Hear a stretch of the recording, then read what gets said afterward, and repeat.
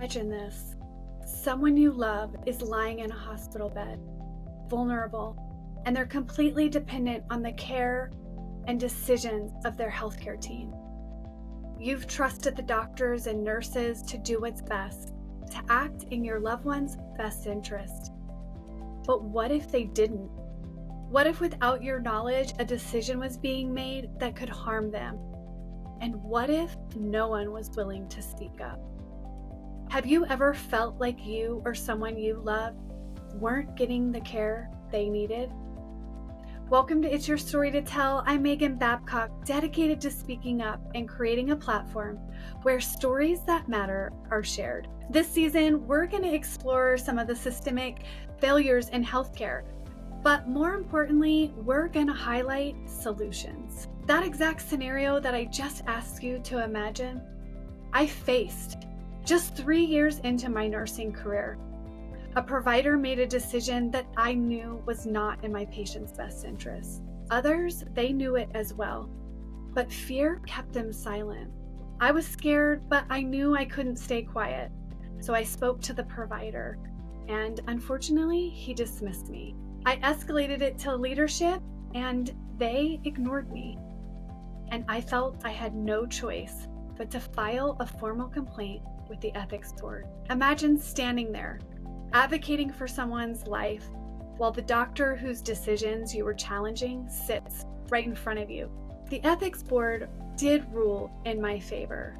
They acknowledged that the patient and their family had been harmed, and changes were implemented to prevent it from happening again. So it was a victory. While I had some relief, it wasn't the only thing I was feeling. I realized that fear is such a powerful force. It silenced those who knew something was wrong from speaking up. This wasn't an isolated incident, but it was my first glimpse into the cracks within our system that I thought was built on integrity.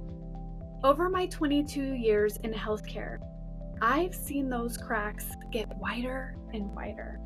I've stood up multiple times, not just for my patients, but for family members, friends, and within companies I worked in.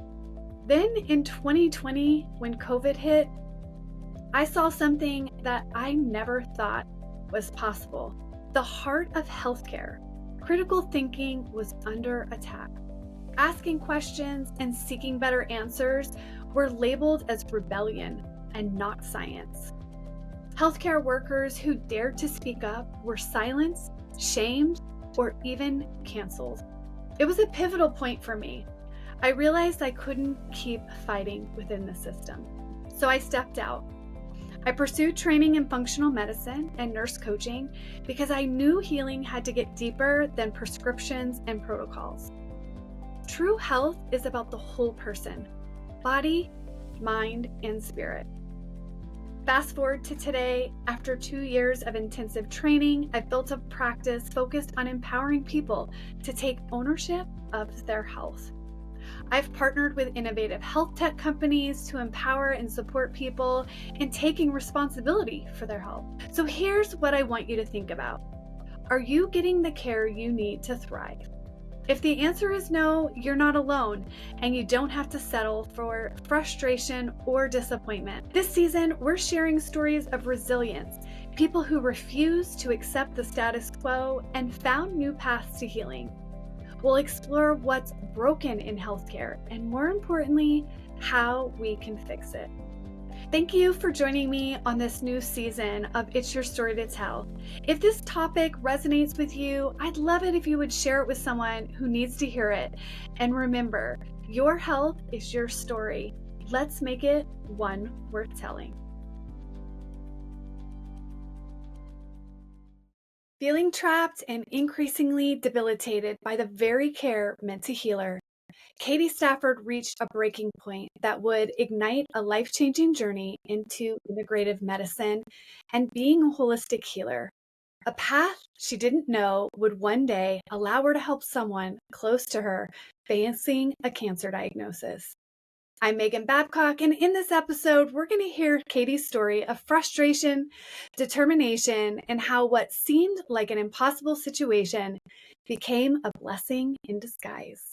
Thanks so much for joining me today, Katie. I am happy to have you on my podcast again. And I would love for you to start out letting our listeners have an understanding of your journey through healthcare. Now, you're a nurse, but this is your personal kind of experience within healthcare. So I'll let you take it away from here. Well, thank you, Megan. Thank you for having me again. I'm really excited to be here and just to share this part of my story. Yeah, I've been a nurse for over 14 years, and several years ago, I developed chronic pain, and that chronic pain went on for 18 months before I finally had surgery on my neck. I was just shy of my 36th birthday when that happened, and having spine surgery is a big deal. It's scary. It's a major surgery. I don't think there's any such thing as a non-major spine surgery. But I had tried all the conservative treatments and I never got any better. And that pain was with me when I got up of a morning, every moment that I was awake, and when I went to bed at night. And following that surgery, I still wasn't better. In fact, the pain actually got worse. As the time for me to go back to work got nearer, my pain was still very elevated, and I became very desperate, very stressed about what it was going to be like to go back to work. And that was my first ever experience with our modern healthcare system. And I did everything that the doctors told me to do. When I went back to my pain specialist after having that surgery and I was still having so much pain, he started talking about sending me to a rheumatologist. And the goal of having the surgery in the first place was to get off all the medications that I had had to start taking because of the pain. And I wasn't able to do that. And I surely was very fearful of finding myself in a rheumatologist's office and potentially being on a biologic drug that carried a lot of side effects. That really, really scared me. And so I started doing my own research. And I started finding ways to heal my body and to improve that pain without ever having to go to that specialist. Wow.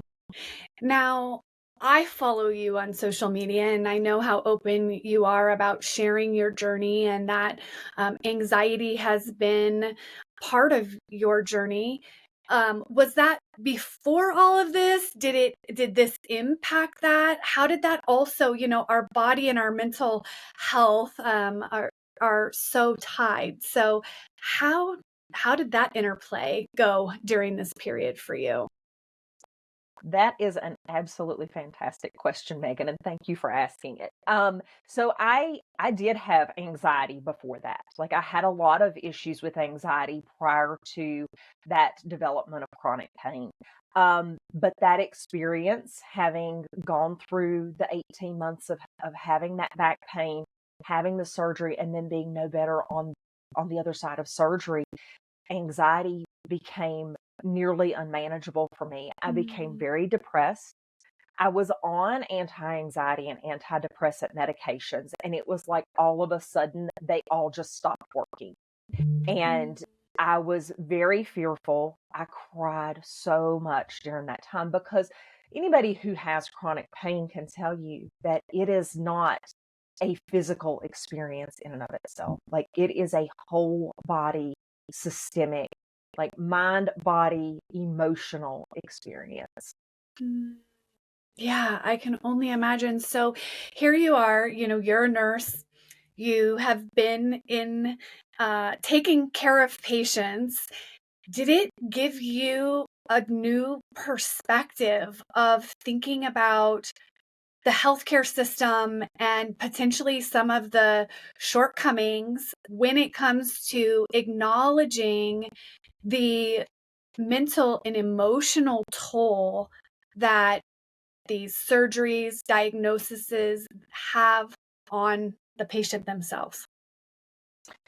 Absolutely. Like once I started learning about alternative ways to become healthier, I started recognizing like I, I had an unnecessary surgery. And so it did help me to become more aware, to have a more open mindset about the limitations of what we have for healthcare. There's a time and place for the medications, and there's a time and place for surgeries, but we're not always getting at the root cause of why somebody's being told to take a medication or why they're being recommended surgery. And once I had had that experience myself, like if you know you've had it as a nurse who is very knowledgeable about healthcare, then you you have to appreciate that it's happening to people who are outside of our zone of genius, so to speak, in healthcare. Such a good point.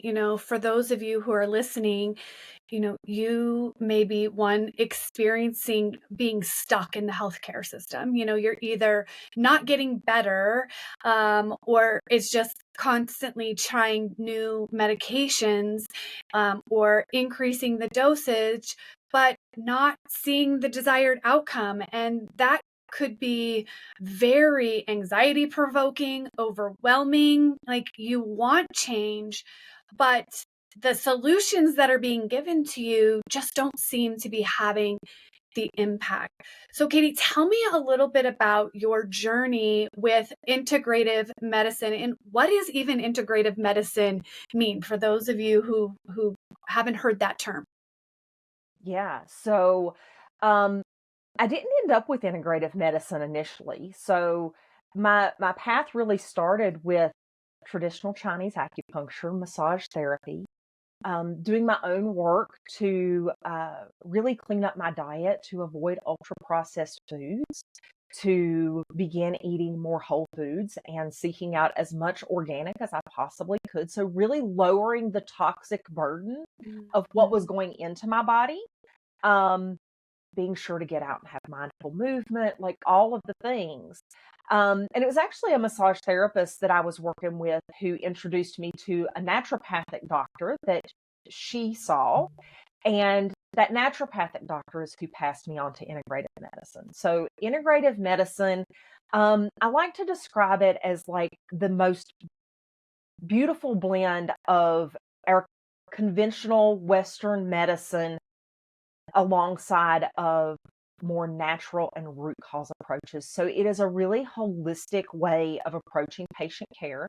And that was one of the things that I really, when I was still so suffering so much after that surgery, Megan, I was having a lot of hormonal issues. And of course, I was having the anxiety and depression. And I just sensed, I guess it was just my own inner knowing, my own intuition.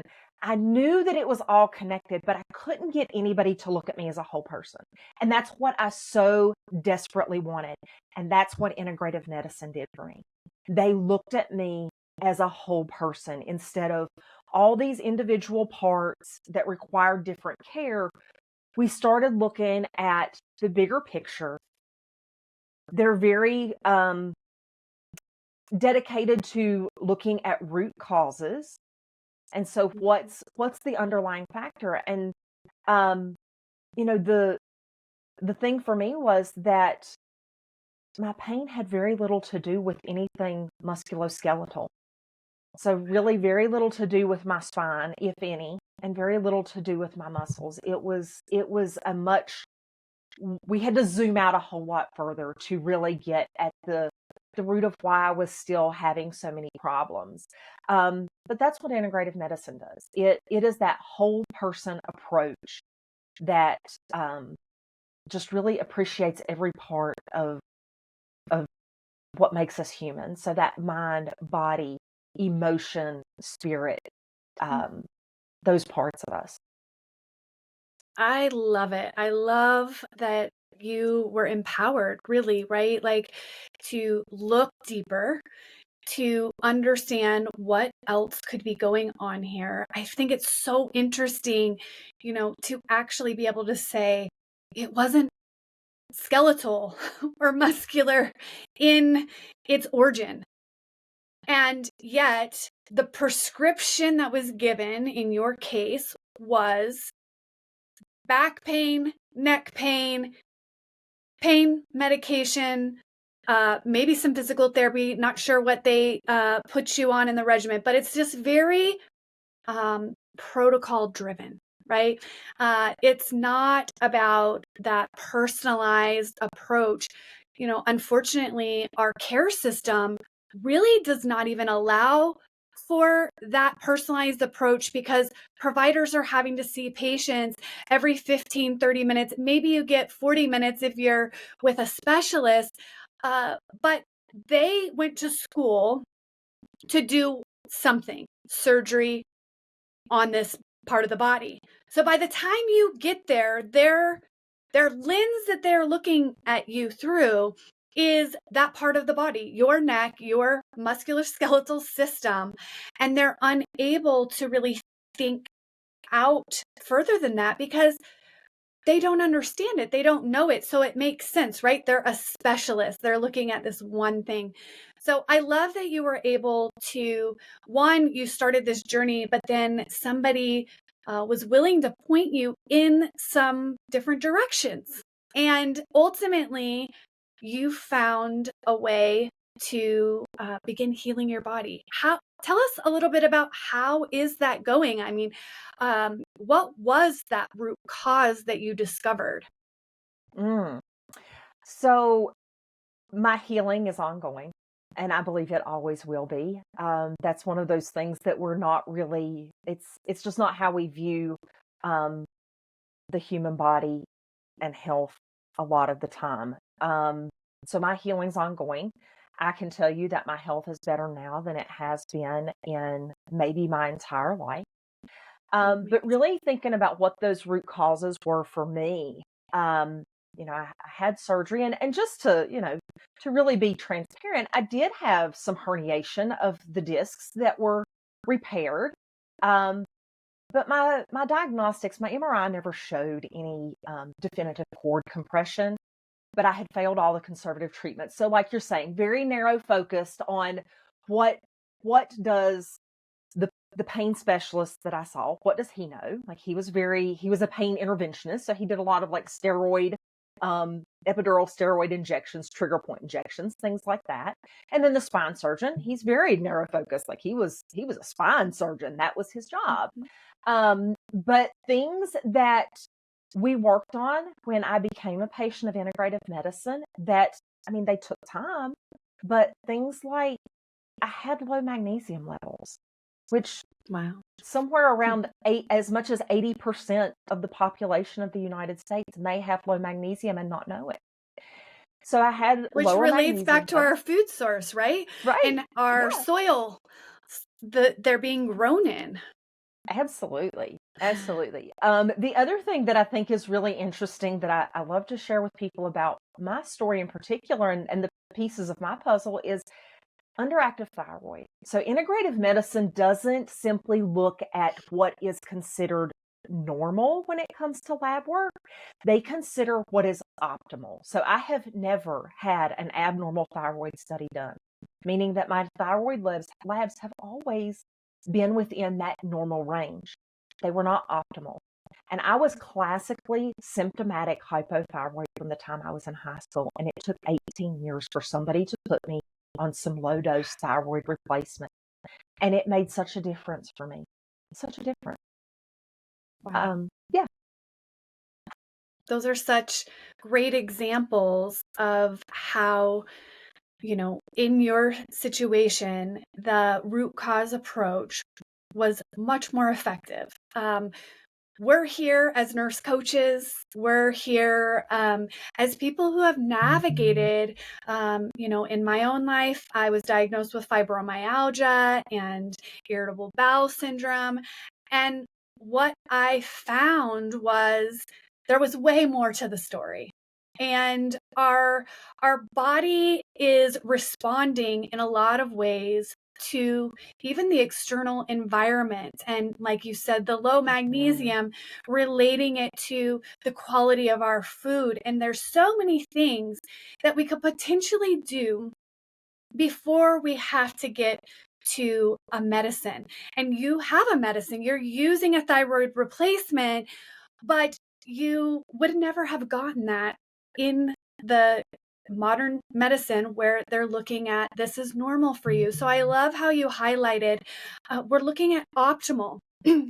Vitamin D is a great example. That range is really big, like 30 to 80. For me, I need mine over 80. I'm actually more optimal when I'm in that 80 to 100 range. And what I determined also was that because of some of the GI issues, I actually don't have great absorption. And so you have to work on your probiotics and getting rid of foods that cause inflammation and that leaky gut syndrome. And then for me, to get my vitamin D levels optimal, I actually have to take an injection. And so even when I was using high quality under the tongue, vitamin D just wasn't getting there. And so I love how when we take this holistic approach, I love if anybody's read on N of one, it's basically you are a scientific study. You and your body is not the same as anyone else's. So we do drug trials, we do all of these things. We're looking at like the averages. And what N of one is really that holistic approach of saying, let's look at you, just your whole body, your whole person, and really understand you so that we can make the best decisions for you. Because doses of your medication, you may not need as high of a dose because you may respond to a smaller dose. What if we titrate it? There's all of these things that we can do with that focus of optimizing your overall wellness.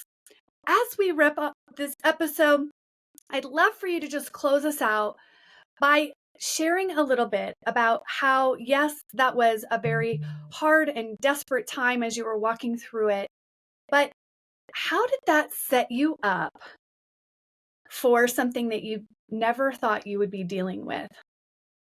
And we'll talk about that in the next episode. Yeah. So, what started, Megan, for me as a journey to getting back to a place where I could enjoy life and devouring every bit of information that I could about ways that we have within our power to actually be healthy and to heal our bodies. It prepared me for having that in my toolkit when first my dad and then my mom got cancer diagnosis about 2 years apart. Wow. So, hard things can and often do prepare us for something else. And so thank you so much for being here with me on this episode. I can't wait for listeners to hear how this experience really informed you to be so supportive and help your parents navigate this, along with how it has helped you as a nurse coach and what it is that you are doing in this world to make a difference for the people that you serve. Thanks so much for being here with us. And you guys, if this really resonated with you, if you are stuck in your healthcare journey, come back to hear more of Katie's story. If you know someone struggling with their health, share this episode. Katie and I both are advocates in this healthcare space and coaches that we can support you and help you find your optimal health. Thanks for being here with us today.